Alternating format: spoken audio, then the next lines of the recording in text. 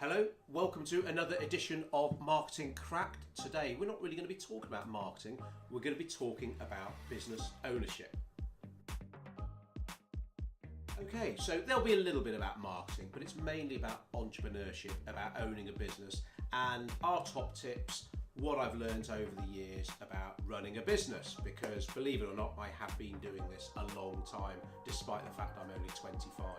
So, I'm going to be talking mainly about the service industry. So if you're providing a service rather than the product, if you're opening a pub or a bar, the rules are going to be different, locations are going to be important, that kind of thing. So it's mainly for people providing professional services. So the first thing is obviously setting up a business. It's going to involve time or money. Now, when my wife and I set up our business all those years ago, we literally didn't have any money. We were paying ourselves with petrol money, so we had to do whatever it took, and that involved a lot of time. Now obviously some businesses do have funding and that's different, and you've got to spend that money wisely, but if you're starting up on a budget, you've got to do as much as you can, put in the hours, make those calls, because you can't beat a mobile phone and shoe leather if you're starting up a business from scratch and you haven't got money behind you. And it is really strange when I think about some of the businesses that have started up and not lasted past a year, and obviously it's always a shame when an independent business closes, but sometimes it is, well, most of the time it's the fault of the business owner, and they just haven't done what I think they needed to do. For example, not wanting to make phone calls. Emma and I, we'd make 100 calls a day, 100 calls a day, maybe sometimes just to get one sale, and that isn't going to be good for, it isn't going to be right for everyone. To be up in the morning networking 4 or 5 times a week, yet we talk to people who are like, oh, networking, what, 8 in the morning, oh, I don't want to do that. And it's like, my goodness, business isn't going to fall into your plate, you have to go out there and get it. I mean, I remember having a meeting with one guy, he'd opened up a shop, and his shop opened at 9 in the morning. So I said, well, obviously you're going to get there at 9 or before and open up and everything, so what if we met at 9:15? And he was like, great. So turned up just before 9:15, no one there. Okay. Waited around. A couple of potential customers came to the door, realised they were closed, walked off again. And he turned up at 9:30. Oh yeah, sorry about that, it's usually quiet in the morning anyway.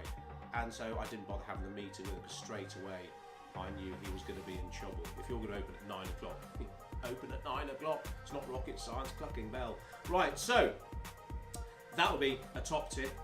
Put that legwork in, pick up the phone, send emails, go networking. There are paid for networking franchises, but usually the first meeting's free. There are free ones anyway, so that would be definitely first bit of advice. Now, the biggest mistake we made, and this is something I would definitely do differently if we were to start again, is to read.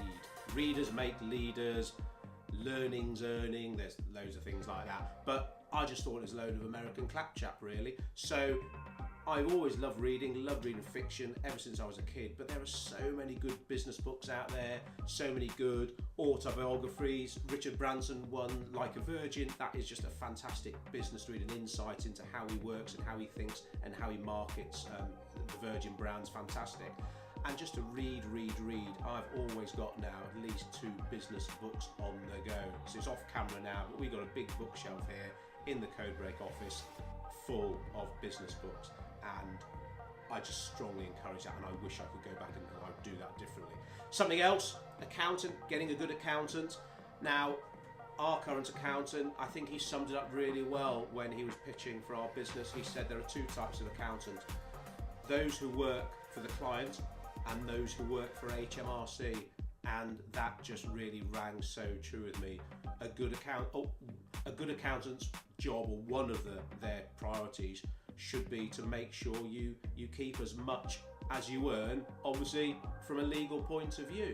Not to certainly break the law, but there's a line, and his job, in my opinion, should be able to get you close to that line, not leave a buffer so big the taxman wins at your expense. So getting a good accountant, very important, and generally to surround yourself with good people. Obviously you are the average of the 5 people you spend most time with.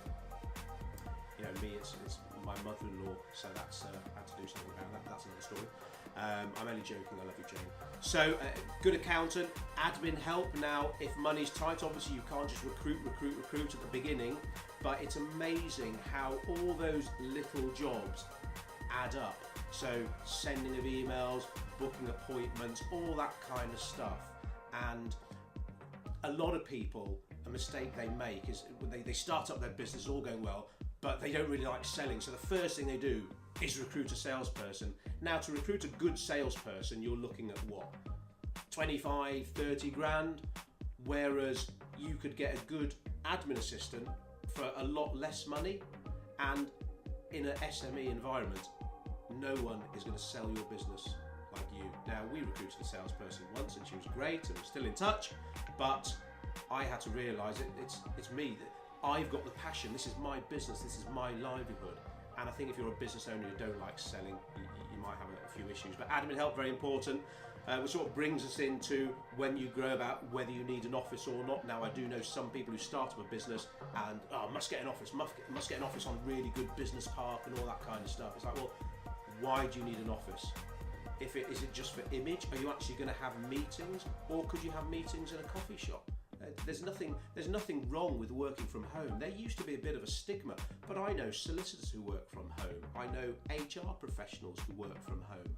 And I think Felix Dennis, in his book, How to Get Rich, which is a really good book, and it's a book all about actually not wanting to get too rich because it comes with so many headaches. But anyway, very good book. Felix Dennis says an office is an overhead with legs. Literally, you are just obviously paying money from day one, and it might not be for something you need. Now, us, Codebreak, we've got a pretty big team and we have lots of client meetings, we need to film videos, all that kind of stuff. So for us, an office makes sense. But back in the early days, no, it didn't, and so we didn't have an office. Marketing, yeah, okay, got to come on to that. Marketing, whether it's the lifeblood of your business, whatever you want to call it, there's no point having a Ferrari if you're going to keep it in the garage all the time. And I know I've talked about this many times, but there are so many lovely business owners who just aren't doing the business they need to because they're too modest, they're too British, they don't want to get out there, and I totally understand that. But you have to make yourself get out there or employ people who will do that for you, because you're going to need a website, and you can get a good basic website for not that much money. Naturally needs to be mobile friendly, but that's where people are going to find you. Okay, if you can have business stationery, just proper nice quality business cards, so when you are out networking you can hand that about. That could be someone's second impression of you. For the sake of saving yourself 10 quid, don't go and get some crappy cheap business cards, especially if you're offering a premium service. Those two don't match. Everything you do needs to be premium. So good business cards, but more often than not, the call to action from a business card is visit my website. So you need at least, it could be just that one-page website with a nice photo of you explaining the benefits you offer. Not I do this, I do that. It's how you help people, and have a couple of testimonials on there. And the same for social media. Don't jump on board for every social media. Research your industry and find out what social media could work best for you. It's better to do 2 platforms well than trying to do all of them and being really diluted. And if you can post on there frequently, fantastic. So website and social important. That sort of ties into the next point, which is the gathering of testimonials. What a customer says about you is 100 times more powerful than what you say about yourself. So if you look at the Codebreak website, you will see testimonials. If we are doing some printed marketing, leaflets, brochures perhaps, they will have customer testimonials on there. So important. Every business owner says word of mouth, it's the best form of advertising, and yet they don't actually do anything with it. They don't ask for testimonials, and then they don't promote those testimonials in their marketing. Yeah, absolute madness. And your happy customers will only be too happy to write a few words about you. Maybe it's just an email that you use on your website. Obviously, direct people to Google reviews. You must have a Google My Business listing, which is free to do, and that ties into your website and helps with traffic and all that. But it's a big tick in the Google box, and it's obviously people have to register with Google to leave you a review, so people will know it's not made up, it's a genuine review. And of course you can do the same on Facebook. And then the ultimate sort of review proof is having video testimonials, which are obviously harder to do, but they can work really well in your And something else we did, and we did do this well in the early days, is that we went after specific well-known names and offered them a deal. Because sometimes there is a bit of a sheep mentality. If you're starting up a brand new business and no one's ever heard of you, it can be difficult.